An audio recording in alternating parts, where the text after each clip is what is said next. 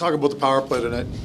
Talk about power play? Yeah, I mean, it finally got the job done, but It got the job done, and that's the 4-on-3s I find aren't the easiest to score on. 5-on-3s, it should be an automatic, and those are differences in games. But it was good to see us get one when it mattered tonight. So I thought the backline unit had some pretty good chances too earlier in the game, and it's taking steps every day, which is a real positive.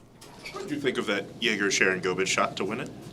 We've seen that a lot from him. Usually you see it on a shootout, how he gets that kind of sweeping wrister off there, but he's got such a great release and it's hard. So I think obviously there's something with it where it's hard for goaltenders to pick up too, the way he kind of pulls it and brings it into his body. But we're kind of getting used to seeing that a little bit, which is a nice thing. Coach? Him and Blake have some sort of side bet we should know about, or what's happening with those goal two? scoring? Yeah. I don't know. They might. I don't know. We'll take it. If they want to keep scoring, those two guys, we're happy about that. Dylan got the opportunity up with Jonathan out of the lineup. How did you feel he did tonight? I thought he was all right. Yeah. As a coach, I mean, that game, the first 45 minutes, not a ton of opportunities, but it felt like when you went down 2-0, a switch sort of flipped. What do you make of that? Well, it was a quiet game both ways, I felt, the first 2 minutes, and there wasn't much going on. I mean, you look at even the stat, which isn't a great indicator of the game, is the shots on goal stat. There was nothing going on the first 2 periods, and sometimes those are hard games to play because players sometimes have a tendency to get frustrated in those situations when it's not coming easy and they try to do too much. And we haven't had a lot of success in games like that because we have gotten ourselves frustrated and we haven't stuck with it, but tonight we did. And whether you're down a goal or 2, we've shown we can come back. So it was not a pretty night by any stretch of the imagination, but 2 points is 2 points. Was it just adding urgency when you guys went down 2-0? Because you'd expect them to tighten up even more when they got that 2-goal. Yeah, I think there was a couple good individual plays. The Pospisil one for sure was the speed that we didn't really have a lot of tonight, but in that situation, that's one of his strengths. So that's a huge play for us simply by moving your feet and driving wide. And you can say the same about Naz for getting to the net on that play. So what was the mood on the bench during that? Because it seemed like Danny said, that switch did flip. What was the emotional temperature during that? I think when Blake scored, we're still here. When you're down 2-0, I felt like we sagged a little bit. But when Blake scored, it gave us a little bit of renewed life.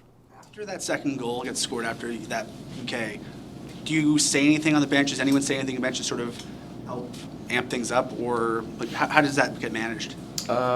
Well, there's conversation on the bench for sure. Sometimes it's quieter, sometimes it's louder, and certain players often speak up in those situations. So we started to get a little bit more vocal on the bench, I would say, as a team in the third period.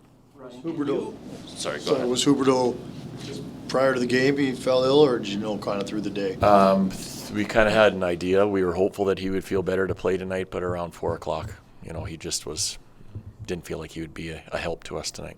Can you just break down that Pospisil play a little further? Like, a bunch of us are going to look and sort of the one-handed pass is going to be what sticks out. But from a coaching standpoint, what jumps out about that sequence for you? One, you keep your feet moving all the time, and when you have, or if you're blessed with being a good skater, you want to use that as often as you can. And the one thing that Marty has, he can beat like elite NHL defensemen with his speed.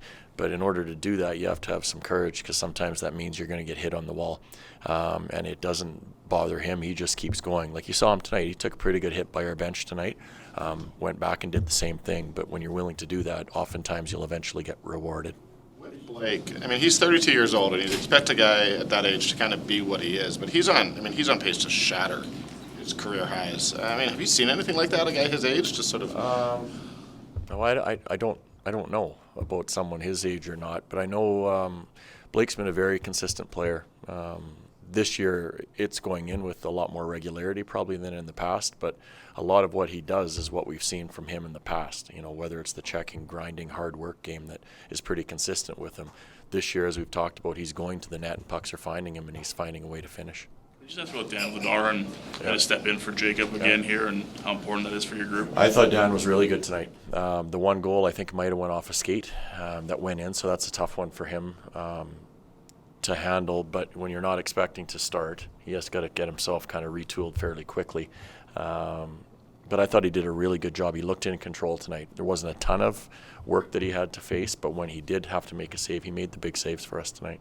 Kadri had 8 shots on goal. He was pretty beastly tonight. Naz was good. He was good. I thought he was one of the few guys that had some energy for us tonight, even in the first 2 periods. So been pretty consistent for us that way this year too.